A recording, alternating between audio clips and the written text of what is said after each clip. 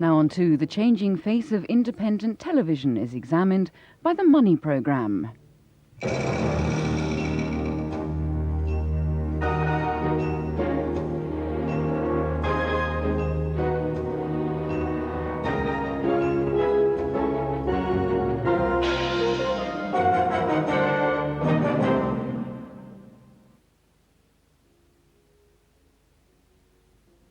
Good evening. This was the week when virtually a whole industry, commercial television, was put up for auction, enabling 4 new companies to start up in business as Channel 3 licensees, each having bid between £7 and £43 million for the privilege. A week when the majority of the remaining franchises were held onto by ITV incumbents who had seen competing higher bids ruled out because of alleged fears about the quality of the programming offered, or about the realism of business plans, or faced no competition at all. It was also the week when the author of the system, Mrs. Thatcher herself, proclaimed that something had gone badly wrong in the case of TVAM, one of the cases where the highest bidder actually won. Today we'll be assessing what the future holds for the 15 companies that now make up Channel 3 as they prepare for a place in an increasingly competitive and international marketplace. We start with the row that goes to the heart of the tendering process.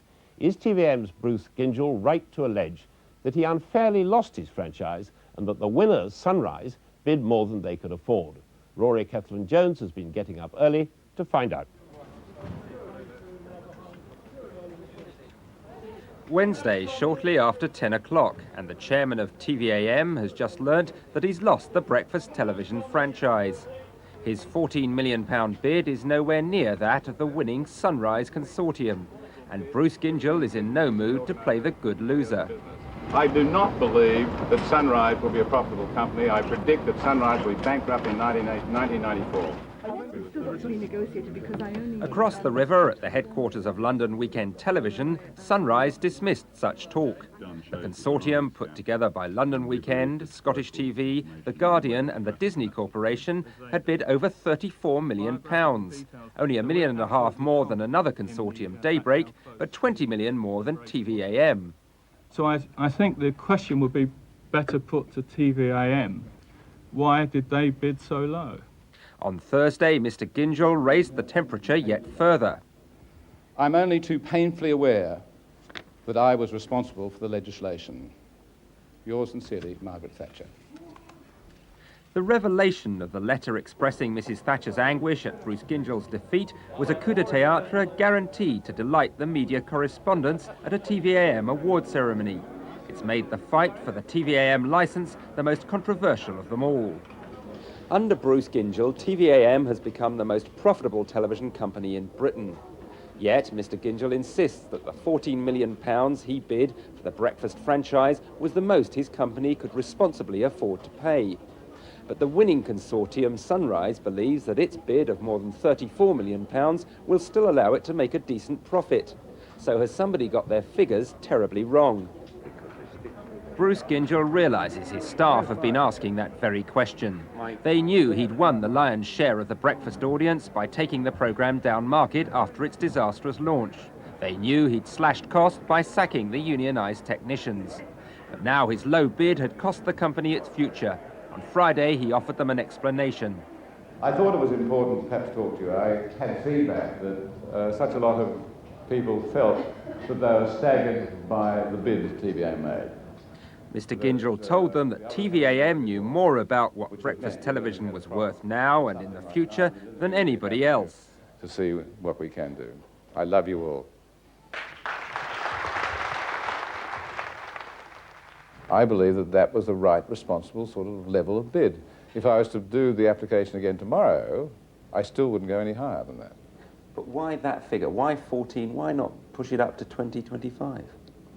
No, put it up to 2025 on our structure.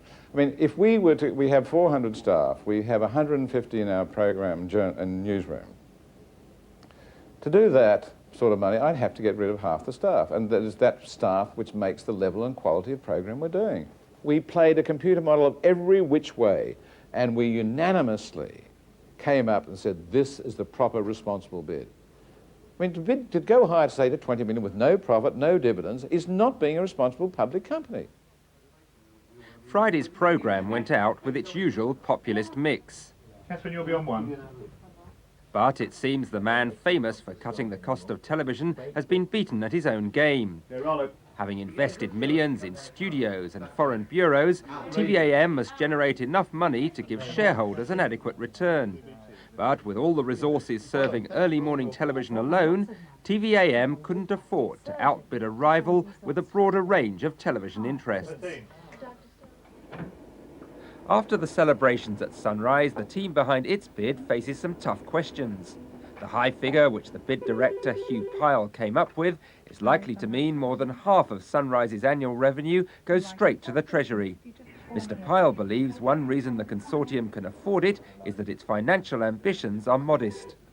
TVAM has been described as the most profitable television company in the world.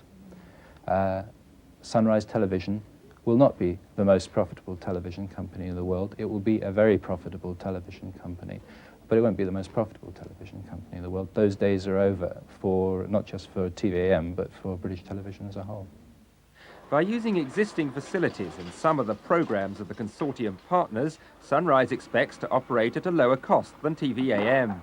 The new programme will be broadcast from the London Weekend studios, providing work for a facility which currently stands empty in the early morning. In this day and age, it just makes no sense at all to have a purpose-built breakfast studio. Who else wants to use studios at that time of day? Use someone else's studios when they're not being utilised for some other purpose. That's what makes sense. It's not so much that we'll be less fat than TVAM in that sense, but we will run a more cost-efficient operation at the margin of other people's operations. The city will soon give its verdict on Sunrise's financial attractions. Its bankers Warburgs now have to place 30% of the company's shares with city institutions. Ken Costa believes that because Sunrise has lower overheads than TVAM, it can offer its shares at a price attractive to investors. They can certainly expect decent profits and very good returns. Don't forget, the smaller equity base that is present in the Sunrise consortium enables us to show a better return than TVAM ever could on its expanded equity base. So in a sense, TVAM couldn't win if its shareholders were going to keep on having the same level of return as they'd had in recent years. Well, that was a difficulty for TVAM. They had assets, as you know, 50 or 60 million pounds, a large amount of it in cash, and to show a decent return on that capital base meant that they could not bid where the market determined the bids should be, around the 30+ level. But Sunrise's belief that it can make profits, albeit not on the scale of TVAM, depends on one crucial assumption, that all of the army of viewers who've been loyal to TVAM will switch their allegiance to the new breakfast programme. TVAM seems to have found the recipe for rating success at breakfast time. It claims it reaches 15 million people each week. And with women and children figuring heavily amongst the viewers, it's proved very attractive to advertisers looking to sell household products and toys. Hello and a warm welcome to TVAM. Yet Sunrise claims that it can do even better. We want to try to expand the breakfast audience as a whole and get people watching who don't watch. In the United States, proportionately twice as many people watch breakfast television. And we believe the same could happen here with the right programming and the right approach. But TVAM says a change in the formula won't work. If it's not our couch, if it's not Mike Morris, Lorraine, and it's not Lisa Aziz, and it's not our people, it will lose audience. There's no two ways about that. History around the world demonstrates you change the minorest or the most minor aspects of breakfast broadcasting and you lose audience. You came out on Wednesday, obviously deeply upset, and said Sunrise was going to go bankrupt by 1994. Do you stick by that?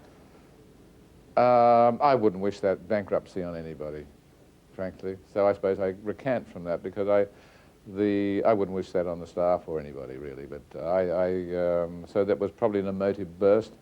I think that they'll have to be a totally and utterly different program. Now, to be a totally and utterly different program will not attract the audience we're doing, will not attract the revenue, and I think they'll have serious problems. That, of course, is what a competitive system is all about. Sunrise has had to put its money where its mouth is, and now it's got to deliver. But the pressure on individual Channel 3 companies will be determined by more than the size of the cash bid that won them the new licenses. Other significant changes to the levies they pay have also been introduced. Michael Robinson reports on the implications across the network. Had the ITC been required to award each licence to the highest bidder, irrespective of whether he passed the quality threshold, the total tender yield per annum would have been almost £100 million higher than it will be under the awards we've made. On Wednesday, George Russell, chairman of the Independent Television Commission, insisted the new licence auction would not destroy ITV. He said it would remove only £40 million more for government from the network's £1.6 billion budget. Thames Television, the biggest loser, was quick to say that George Russell had got his numbers wrong, and that at least 4 times more money would flow out of the ITV system by 1993. City opinion is that the real loss will be somewhere in between. But whatever the true figure turns out to be, one thing's for certain, that the new licensing system will mean that there'll be far bigger differences between the amounts each of the new franchise holders will have to pay. All ITV companies pay a levy to the government under the existing system on the same fixed formula. These payments rise or fall with each company's profit and advertising revenues. But from 1993, they'll make 2 separate payments. One is predetermined, the amount of their bid rising each year by inflation, and in addition, they'll pay a percentage of their net advertising revenues, ranging from 0 to 15%, depending on the company's size. Of the 4 newcomers to ITV, 3 will be paying among the highest bids and levies and will have to perform very well to justify them. At the City Securities House James Capel, they've studied the impact of the new formula on the payments of existing ITV companies. The effect will be dramatic. James Capel forecasts that Yorkshire TV will be the hardest hit, having to pay over £30 million a year more to the Treasury than under the existing system.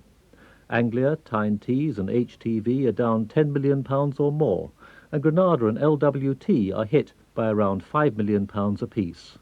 But low-bidding Central and Scottish TV end up better off than before. But in 1993, a change to Channel 4's finances will help most ITV companies. They now pay a subscription for the right to sell its commercials. What will happen in 1993 is that Channel 4 will sell its own airtime, and that means there's no revenues to the Channel 3 companies, but also they don't have to pay the sub. If you look at it, the sub was actually greater than the revenues for most of the TV companies other than LWT, and therefore they will actually benefit from the removal of that. Neil Blackley says the loss of Channel 4 will benefit Yorkshire, Anglia, Tyne Tees and Scottish by between £1.5 and £3.5 million a year. Granada gains over £5 million.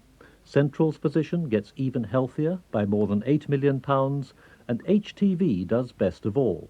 Its £9 million gain puts it back to more or less where it started.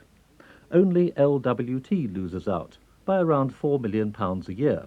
So, though LWT is reckoned as a low bidder, it ends up worse off under the new Channel 4 arrangement.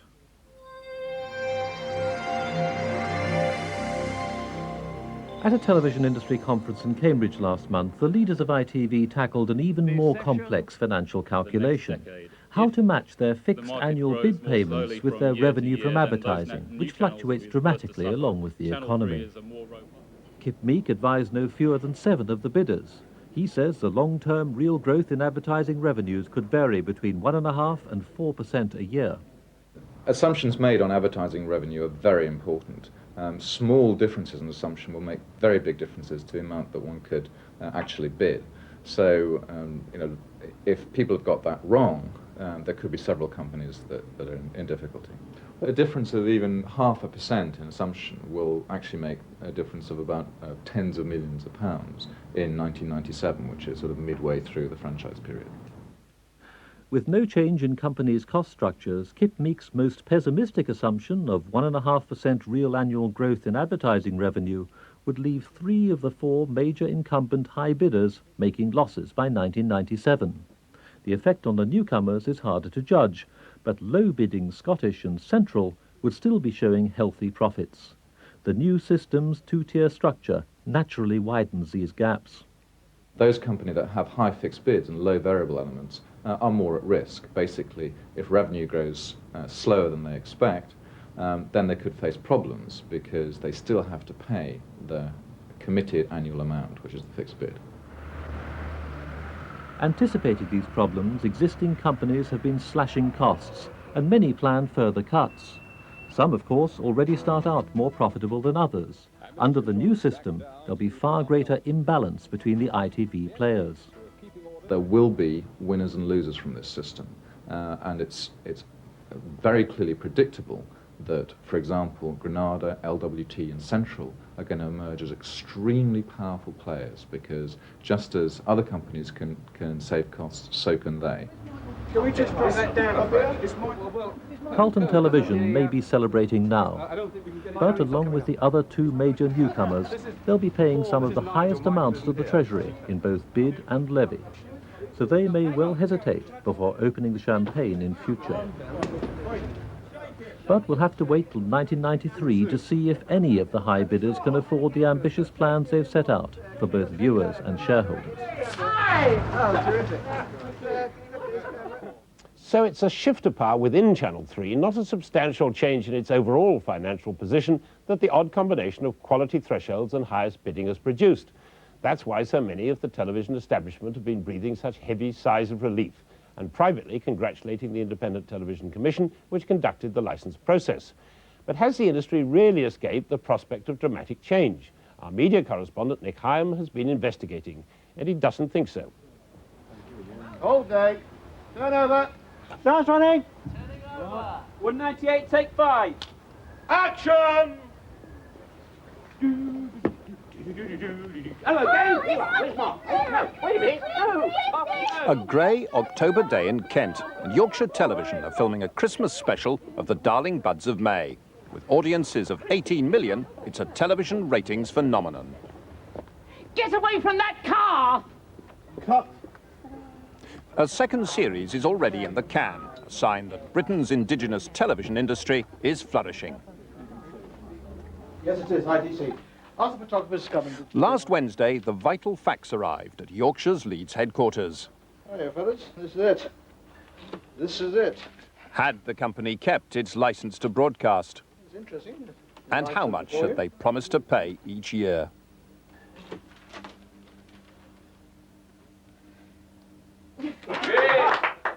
Yorkshire Television has been awarded the licence. Hallelujah. The amount of Yorkshire Television cash bid was 37.7, and we've got it. Right. If you are not on the pitch, you can't play the game. It's not at any price, it's at a sensible price to get onto the pitch, to play the game, and we believe will be long-term big players in the business of television. This week's announcement by the Independent Television Commission brings to an end 2 years of turmoil in ITV. The next few years could be just as unsettling. Those companies which bid high, like Yorkshire, may want to follow a very different path to those which bid low, not least in deciding what kind of regional service to provide. What's more, the wide discrepancies in the winning bids mean that after 35 years, the very survival of ITV's unique regional structure of 15 independent companies is open to question. Yet that part of the old ITV system was one which the Independent Television Commission fought hardest to preserve. We have laid stress on the regional element in Channel 3. It's been one of the, I think, successful elements of ITV in the past. It has established a real regional identity in ITV, and one which we want to see preserved. What we wanted to do when we thought about this a year ago, or over a year ago now, was to give the existing pattern, the existing map, if you like, a chance of seeing whether it could succeed in the 1990s. We thought that was a better way of going about things than determining ourselves that under no circumstances could the 1990s sustain the present map. Yorkshire's bid is enormous for a company with a turnover of £200 million. It may have to cut costs further. 400 studio staff have gone already, and increase income, for instance by renting out its studios or this brand new edit suite. Managing Director Clive Leach hopes that advertising revenue too will stay buoyant, despite greatly increased competition. they come in here and play games with it? Currently, we take about 7% of our total revenue in regional advertising. I see that growing to around 20% in the future. Will that growth be enough to make up for what you may lose to other commercial channels? I don't think we'll necessarily lose in national advertising to the national channels. I'm not suggesting that for one moment. After all, we will still be the dominant channel for a very, very long while. So the increase in regional revenue would be just cream on the coffee? That sounds rather optimistic. No, I didn't say that. What I did say was there'll be competition, and obviously some of the competition will take a little bit of our advertising away. Whether or not Clive Leach is right about regional income, Yorkshire will think twice about what it spends in its region. Its contributions to the cost of the network are fixed, but not the budget for regional programmes.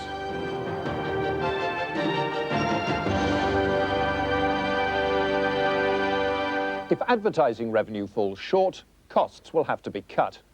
Local news programmes like Yorkshire Television's Calendar should be safe. They pull in big audiences in the early evening, and once you've invested in a local news operation, it pays to make as much use of it as you can.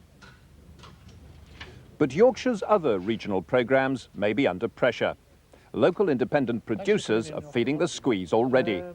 They've been forced to use cheap local studios like this one, and they've had to step up dramatically the rate at which they make programmes, like the regional entertainment shows produced by Jeff Wilson.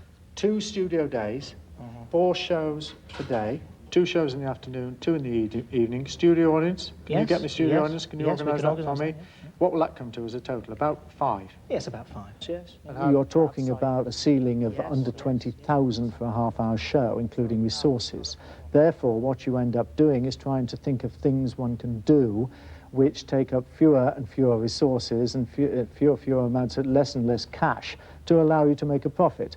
I must come clean and say that ITV over the last 20 years have not been particularly clever at making programmes efficiently, and we will continue to look for ways of squeezing the cost of making programmes without losing the quality. In future, do you think viewers are going to notice a difference as a result of all this? Yes, I do, and I don't think it's going to be for the better. Another temptation might be to make fewer programmes than were promised in licence applications. The news may be safe, but what about regional documentaries? Straight. Well, that's it. You're looking for a closer shot? That's right. There's a good, you can see it right up on the beach there. That's the one that's trying to pull. Yeah. Scottish Television, a very low bidder, expects broken promises will mean fines, or worse. I think if you break your promises, you lose the licence. And I think that you've got to work on the assumption that if there's been a Broadcasting Act and you've signed a contract with the Independent Television Commission, that you'll be held to that contract. I think it would be very unwise to try and organise your business in any other assumption. If saving money on programmes isn't possible, cutting back on overheads is, by sharing costs. Yorkshire's about to rebuild its transmission suite, from which programmes and commercials are played out. The new facility could do the same job for Yorkshire's northern neighbour, Tyne Tees. I think having 15 small companies, or 15 companies as they are now, does waste a lot of resource, and I think in the new world, with competition hotting up, I think it's important that there are associations, corporations taking place. London Weekend's plans for its studios, now often rented to outsiders, are a striking example. Not just Sunrise, but also Carlton may move in here, offering benefits to all three.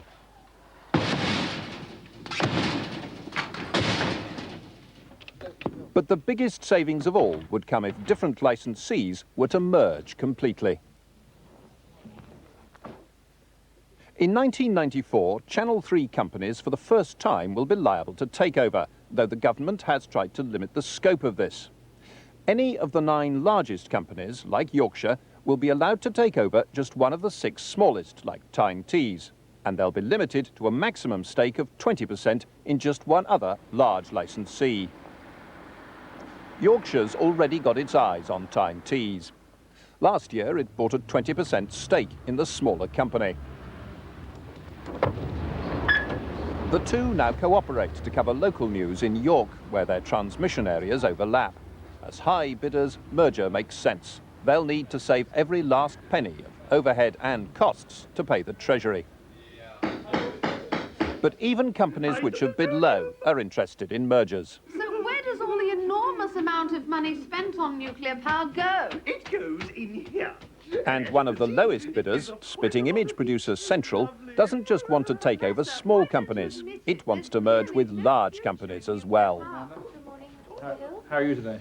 Central's managing director has been dubbed the Boris Yeltsin of ITV for his advocacy of a shake-up in the regional structure. Oh, my goodness. Do I really look like that? He thinks just 5 or 6 super regions will inevitably emerge by the mid-90s, in spite of the takeover rules. The government went some way towards what we wanted, but not far enough. I'm just saying that we should continue to work for a situation where, instead of having this situation where you've got so-called large companies and so-called small companies, that a simpler rule would be let any one company grow to the extent that it has 25% of its market. If super regions do happen, Central's likely to be one of the first companies involved. It already sells airtime jointly with another large company, Anglia. It also owns the maximum permitted 20% of Meridian Broadcasting, the new company in the south. And Central itself is 20% owned by Carlton Communications, which has won the weekday licence in London. Anglia, Meridian and Carlton all made high cash bids. Getting into bed with a low bidder like Central would spread the burden of payments to the Treasury. We chose to invest in Meridian, which we thought was one of the best outside bidders, and of course we're delighted that they won. So it's a start in the direction in which we wanted to go. But at the time we did that, we felt that we would only be able to justify and be allowed to have the 20% interest. But at the end of the road, a full merger of the two companies might make sense? I think it's, as I say, I think it would be wrong for me at this point to talk about mergers and alliances with particular companies. I think, as I've said before, I think it will happen in the course of time, but I wouldn't want to get into the specifics of who with who at this time. For the TV production business then? Hello, Madame Thomas, bonjour. We don't have it. I'll give you my card. These are very good. These are brand new animations for children. Wonderful TV product. I have worldwide TV on that. There's another reason altogether for being bigger. Here in Cannes, buyers and sellers from television companies around the world get together twice a year for 5 days frantic deal-making. Compared to the American and European giants, most of the British companies in this market are tiddlers.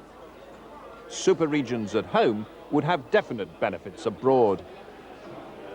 There are tremendous economies of scale if companies would get together, and there are signs of this. For example, here at this major market, 1 or 2 companies are sharing stands. 1 or 2 of the ITV companies have joint international arms, and I think this is more likely to happen in the future. There will be cost savings, and also there will be more financial strength to sell these powerful programs overseas. I think that British companies ought to be allowed to have a larger size of the market to grow their home base so that they can operate more effectively on the international stage.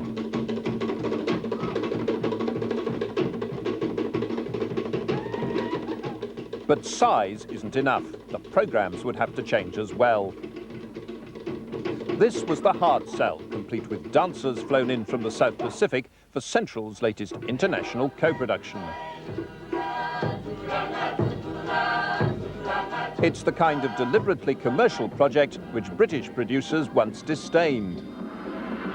Now, Noel Barber's international bestseller becomes a compelling new miniseries, The Other Side of Paradise. I think the British, for all sorts of reasons, have been too arrogant. They have been too xenophobic.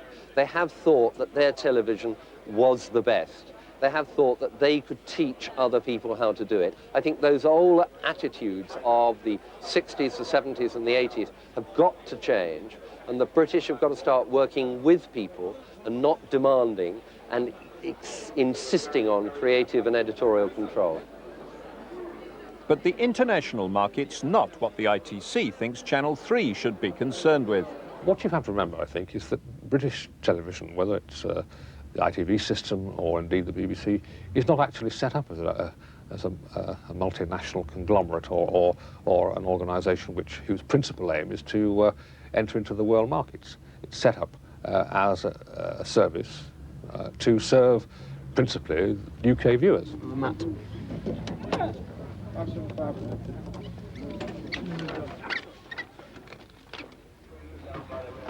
The ITC can't have it both ways. Yorkshire's darling Buds of May, for all its popularity, hasn't sold well abroad. It's just too English. Yet overseas sales were vital. The ITV networks paying less than the programmes cost to make, and the costs of high-quality drama can mount alarmingly. Yes, right. Earn your lunches. This scene's being reshot because the first version was spoiled in the labs. I'll give you all the money I got. There you are, In future, Yorkshire's programme-making arm may have to concentrate on cheaper productions to increase profits. Merry Christmas. Here we go. And you, Larkin. Merry Christmas, General. The numbers of those programs obviously will be under some pressure because inevitably the network schedule, the money for the network schedule will be aimed at the highest audience rating programs. So there will be some pressure in those areas, without a doubt. But in an interview after last week's announcement, David Glencross maintained there would be enough money to go on making quality programmes. And he made it clear the Commission won't compromise over the present regional structure, however inefficient. The only thing which would seriously lead us to think about going for a change in the law would be if the whole economy of the system was so run down that it was really in a desperate condition, and that kind of merger seemed the only way out. But I think that's I hope it's a fairly distant prospect. The ITC may be able to stop large Channel 3 companies merging, but it can't stop European predators, like the Italian Silvio Berlusconi, who's already preparing to move on Britain. Berlusconi was at Cannes, voted the market's Man of the Year. He owns all 3 of Italy's commercial networks and has interests in German, French and Spanish television too. E lei ha risposto, aggiusta le televisioni. Now he has Britain in his sights. Beh, io penso che sarebbe naturalmente molto positivo per noi essere anche presenti in Inghilterra, ma è un sistema molto lontano da ciò che noi conosciamo e io credo che se lo faremo dovremo farlo con un partner locale a cui aggiungere il nostro know-how nel settore della televisione, nel settore della produzione, nel settore della pubblicità. There are other potential predators menacing Channel 3, like Canal Plus in France and RTL, which runs 6 television channels in France, Germany and Benelux. Now, RTL's parent, CLT, wants a foothold in Britain as well. CLT's Gérard Lefebvre was part of an unsuccessful bid for Anglia Television's licence. He's still on the prowl for an opening in the UK. We are now strongly developed in some European countries, continental countries, but we still are quite small compared with American companies, Japanese groups.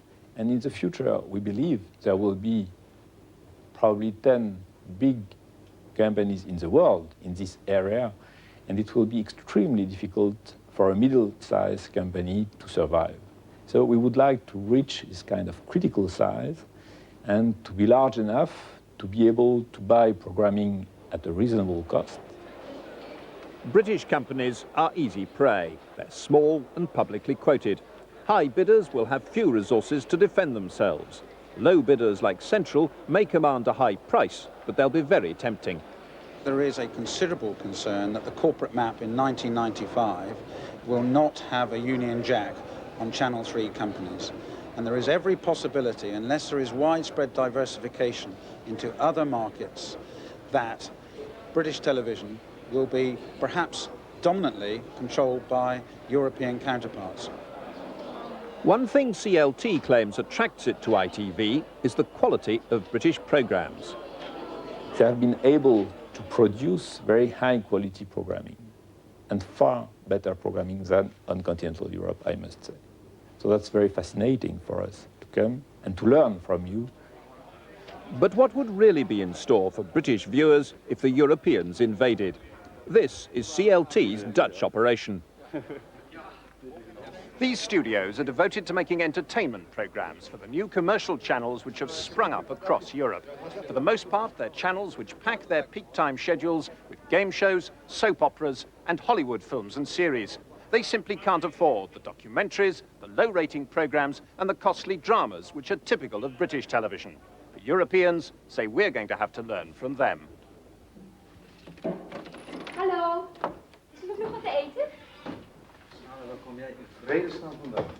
Among the tricks the Europeans have devised, international co-productions, not just of expensive programmes, but of cheap ones too. This soap opera is a joint venture with the Australian producers of Neighbours. It's produced on a punishing schedule, 5 half-hour episodes every week. It's a Dutch adaptation of a series which ran for 700 episodes down under. Now it tops the ratings in Holland. Costs have been cut to the bone, but the Dutch say there's no point spending any more. People say this is too cheap, it's too simple, because you know that the sets, it's cardboard, and sometimes at home you can see it. But if you look at the ratings, it has a market share of 45% at a time slot. It was 7 o'clock, and every day. So it means maybe they feel it's cheap, but they like it. Of course, it's a dangerous discussion, so you have to have a certain quality level. So you can't say, okay, I will keep going it down and down and down all the time. So there is a limit. I think we have reached the limit. Oké, laat ik je repeteren. Attentie, stilte voor repetitie en actie. British broadcasters fear they'll be forced onto the defensive in the 1990s. If the Europeans come here, then I think you'll see two cultures clashing. The tradition in British television has been to try and fight for our premium audience, which we can command quite a lot of money for from advertisers, by competing with the BBC with very high production values. And their first instinct as an outsider perhaps is to bring them down, we'll save money, we can bump the audiences up in some other way through cheaper programming or bought-in programming. I would hope that if that happens, there's a big public row about it. I don't think that the different ethos, if you like, of commercial television as it's developed in Europe will necessarily mean that foreign investment would be unacceptable here. They would have to play by our rules in terms of the license conditions. There's no doubt about that. They might try and drag down the whole cost of the network, but unless there's an invasion which manages to knock over the majority of our big companies quite quickly, unless there's an invasion like that, then there will be a fight. Anyone who steps out of line could be fined or even lose their license. So long as Channel 3's finances aren't so grim, the ITC is rendered powerless. They've almost finished shooting The Darling Buds of May, hopeful that the next series will be as successful as the last. The Darling Buds is set in the 1950s, the very decade when Britain's system of television regulation was dreamt up. Now, with the Europeans at the gates, there must be a question mark over whether that system can survive into the 1990s. Retaining the regional structure may have weakened Channel 3's ability to resist commercial pressures, even though the Independent Television Commission set out to preserve the strengths of the old system. Instead, the Commission may simply have sown the seeds of future conflict.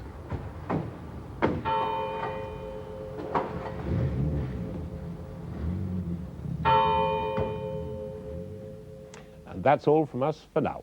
Throughout the coming week, the American Congress's investigations into the BCCI affair will be gathering pace as a crucial new round of hearings gets underway.